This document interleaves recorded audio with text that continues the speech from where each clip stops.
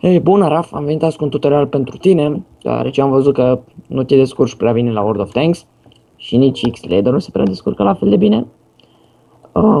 Din păcate eu n-am putut filma pentru că Eddie nu s-ar fi auzit, colegul meu, alături de care fac tutorialul, fiindcă ar fi trebuit să fie un tutorial în 2 și trebuie să fie un tutorial în 2. Și în tutorialul de azi o să încep cu, nu știu, cu echipajul. Deci echipajul este format dintr-un comandant, la unele tancuri e format din comandant, tunar, servant și șofer. Transmițător, ceva.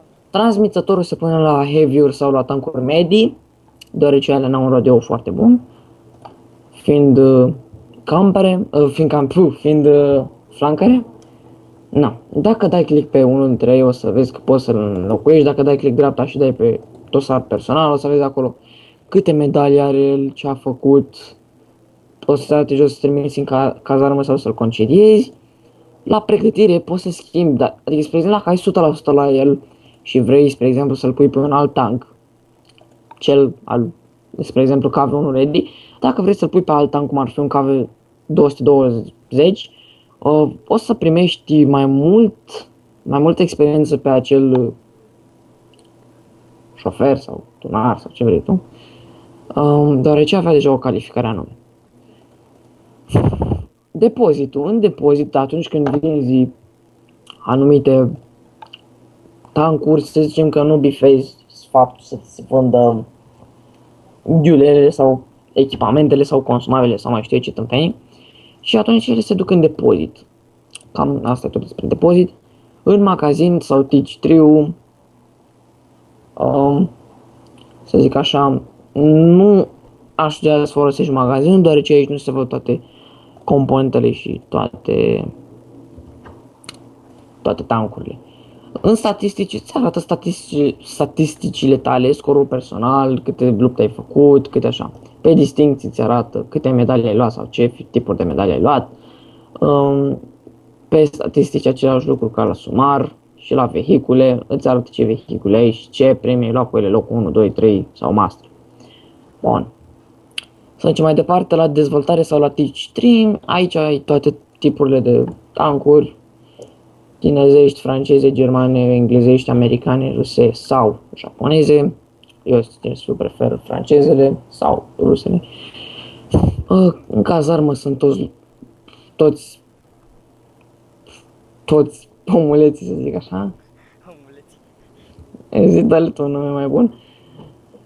Iar în fortăreață este ceva nou, îl poți folosi atât timp cât ai un clan, să zic așa. E un fel de Clash of Clans sau un Castle Clash, dacă știi așa, e de calculator și faci cu fortărețe și chestii de astea. Ok, jos pe centru o să îți apară tunul, turela, motorul, șenila și casca și radioul. Le poți înlocui mai ușor cu celelalte dacă dai click pe ele. O să ai pe centru niște ca un fel de consumabile, deci că seamănă cu un pad, numai că astea sunt mai speciale, la fel fiind și mai scumpe, iar cele din dreapta, ei bine, dai click pe un ID și o să-ți apare acolo tot serviciul, da?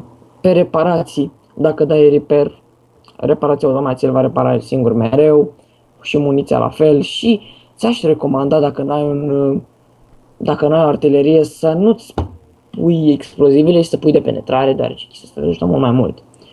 La consumabile, cum am zis, o să ai nevoie de set de piese de schimb de bază, trusă de prim ajutor și extintor manual sau un extintor măcar, fiindcă e foarte important în cazul în care îți dă foc la motor. Hai să intrăm și într-o bătălie. Am arătat tot ce ai zis. Perfect.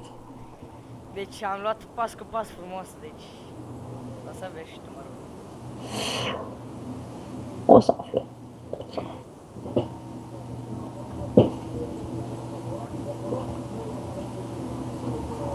Apropo, acest videoclip o să-l postăm pe Facebook-ul nostru sau și pe YouTube-ul nostru, ca fiind un tutorial de World of Tanks.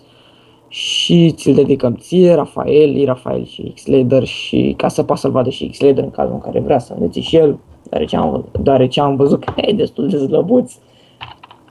E de hai în C7 și ca să învăț, deci când apeși Enter, ai opțiunea să dai tab odată ca să vadă toți. Dacă dai tab și a doua oară sau lași neschimbat, e doar către echipa ta, către timul tău. Bun. Hai, du-te în C7. Heavy-urile noastre sunt ca avion-urile, sunt niște tancuri farmere care împing flank cât mai departe, scopul lor e de a face loc pentru timp, să zic așa, cu un reload foarte rapid. Niște farmere, cred că am spus, excelente. Un reload rapid și un damage cam de 150, deci își face treaba. Poți să... deja stai că eu sunt în E7. O să facem niște câteva atacuri de bază, zic așa, adică cum să stai ca să fii mai greu de penetrat sau chestii de genul ăsta. Bun, nici măcar nu te văd. Naiba. Sunt C7 în mijloc. Uite, spre exemplu, eu stau aici, da? Și dacă stau așa cu blindajul înclinat, stai să spargem tâmpenii asta de aici, lui o să fie mult mai greu să mă penetreze. Cum e și logica, dacă trage așa, vedeți, nu penetrează. Eu stau în lateral și... Iar dacă el stă în lateral, pot să-i dau foarte ușor, așa.